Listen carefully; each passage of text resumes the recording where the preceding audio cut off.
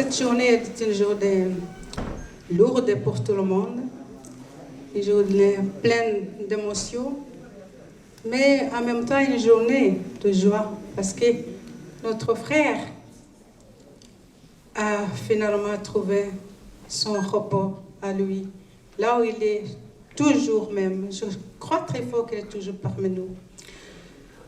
Alors, moi, c'est une journée difficile parce que je ne sais pas, en fait, peut-être parmi vous, il y en a ceux qui ont connu le documentaire de la BBC, Rwanda's Untold Story. C'est ce documentaire qui a fait quelque chose, qui m'a fait connaître Kizito, en fait. Je ne le connaissais pas, je ne l'ai jamais rencontré. Mais dès que je ne vais pas raconter tous les détails, d'un coup, nous avons reçu un coup de fil, passé par une autre personne, mais c'était Kizito, qui voudrait vraiment me remercier, et ça m'a touchée. Je dis, pourquoi tu dis merci? Parce qu'il me dit, tu as fait un grand travail. Ma sœur, en Jésus-Christ, je suis très fière de toi, merci. Je dis, c'est moi qui vous remercie. Moi, je ne suis pas digne d'être remerciée, mais j'étais très touchée.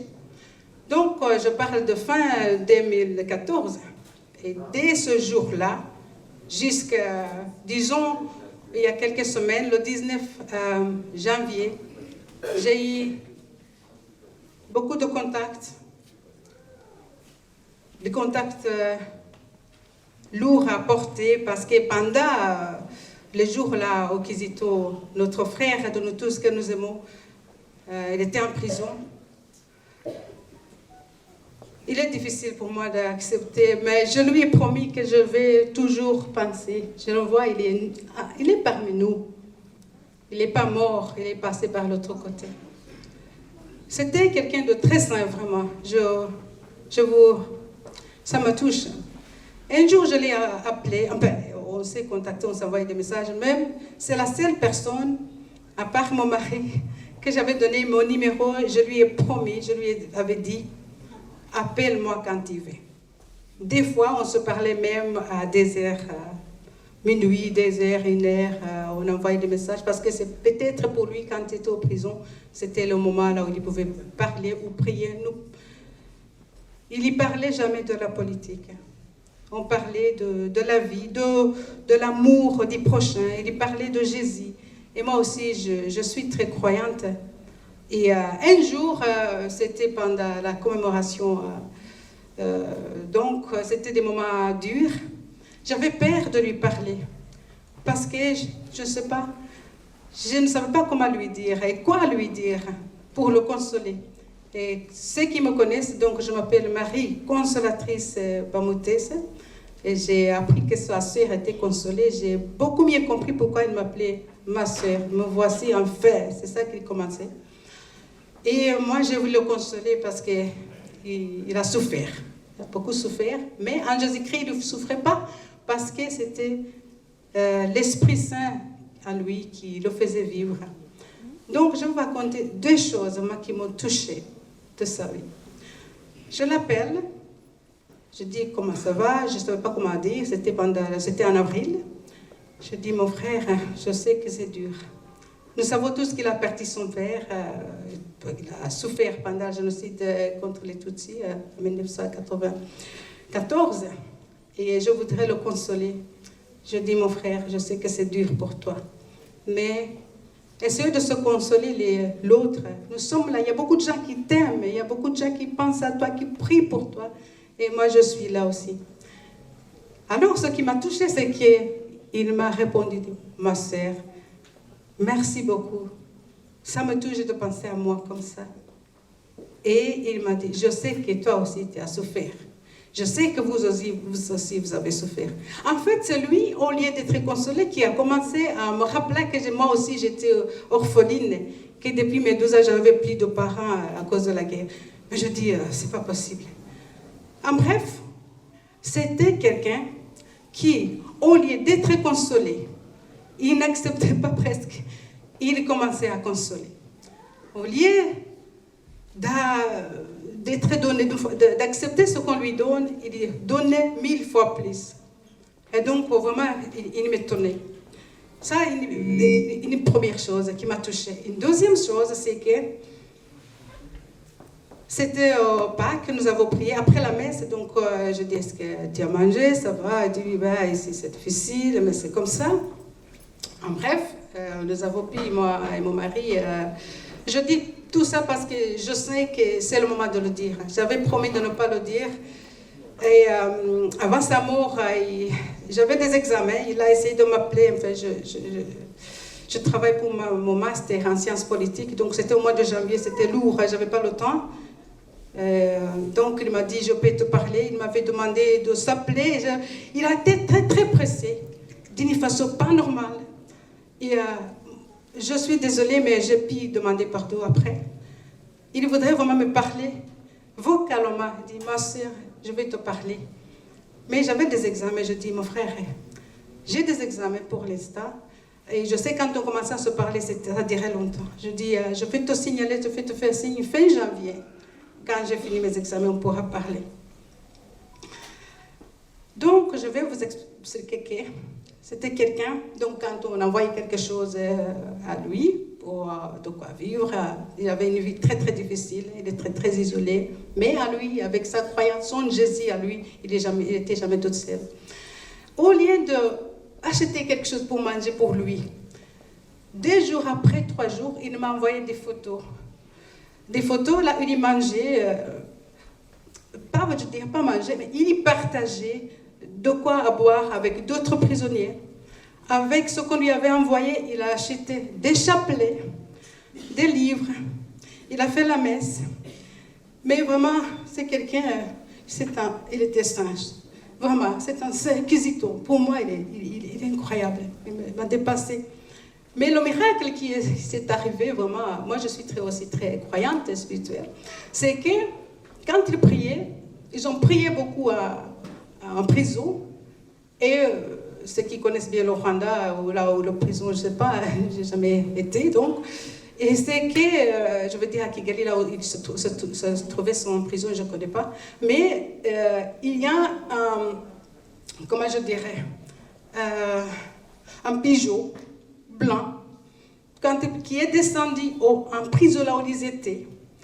Il a dit, ma sœur, nous l'avons pris, ça nous a touchés, nous l'avons gardé dans une cage avec nous. Donc c'était vraiment le Saint-Esprit en prison avec Kizito.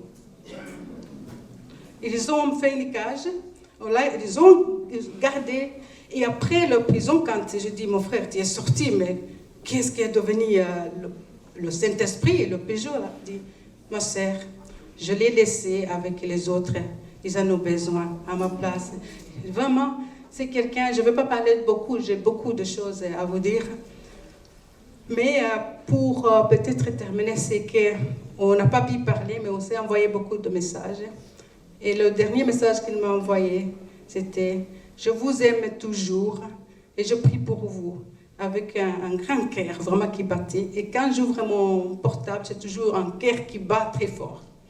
Donc son cœur est toujours avec nous. C'était quelqu'un de très saint qui pensait à tout le monde. Et je me rappelle surtout, fin de l'année dernière, 2019, quand on rapatriait les réfugiés rwandais du Congo, mon mari a posté notre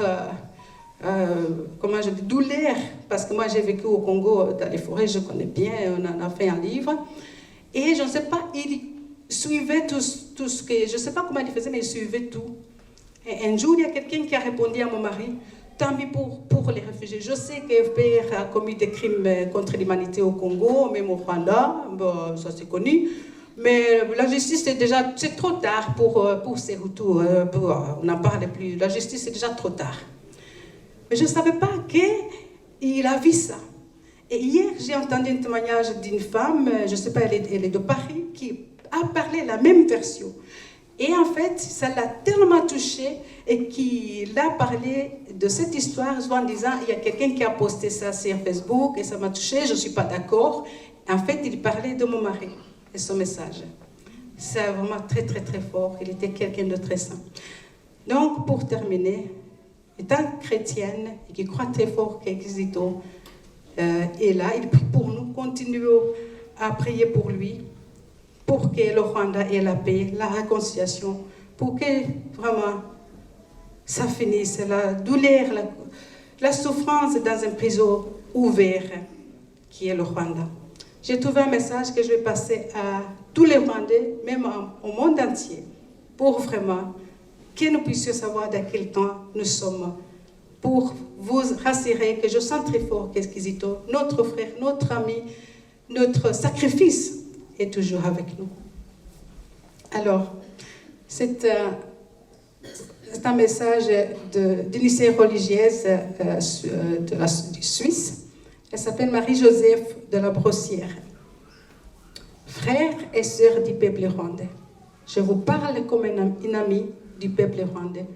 Où que vous soyez, au pays ou bien en diaspora, réveillez-vous. Les temps sont graves. Sachez que le temps des martyrs est arrivé.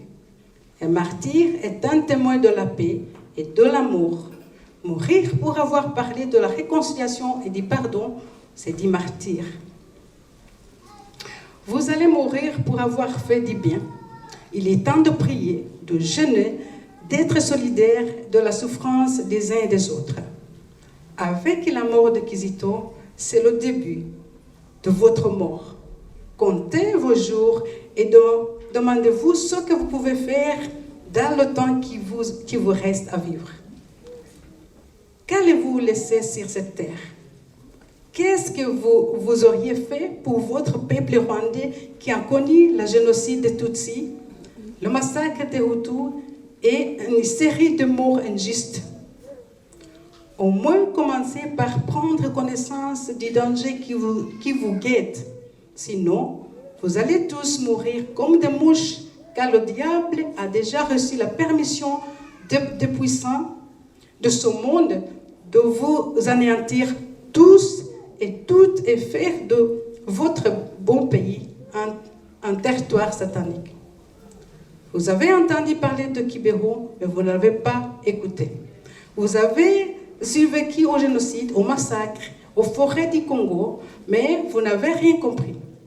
Vous avez vu et entendu la mort de beaucoup de vos compatriotes et vous n'avez rien dit ni compris. Maintenant, préparez votre mort. Si vous ne changez pas, comme les habitants de Ninive, vous allez tous et toutes périr. Si vous priez fort, sans cesse, le ciel exaucera votre prière. Arrêtez vos haines, jalousies, trahisons, faux espionnage. Dépassez vos appartenances ethniques, régionales, tribales, familiales. Sentez-vous fils et filles du même pays qui est le Rwanda. Sinon, restez des perpétuels étrangères dans votre pays ou en dehors de lui. Tenez-vous debout, sans crainte ni tremblement. Vous avez reçu l'esprit de force et d'amour, et non celui de la peur. Faites des actions prophétiques, symboliques et bénéfiques. On ne lutte pas contre le mal avec le mal, mais avec le bien. Mon message est celui de l'esprit, de l'espoir et non de désespoir. Si vous ne l'écoutez pas, c'est normal, car même celui de la mère du Verbe à Kibero, vous ne l'avez pas écouté. Mais au moins, vous ne direz pas que personne ne vous l'avait dit. Je vous laisse une bénédiction du Seigneur. Je vous reviendrai bientôt. Merci de votre accueil. Marie-Joseph de la Brossière, Lausanne, Suisse. Merci beaucoup.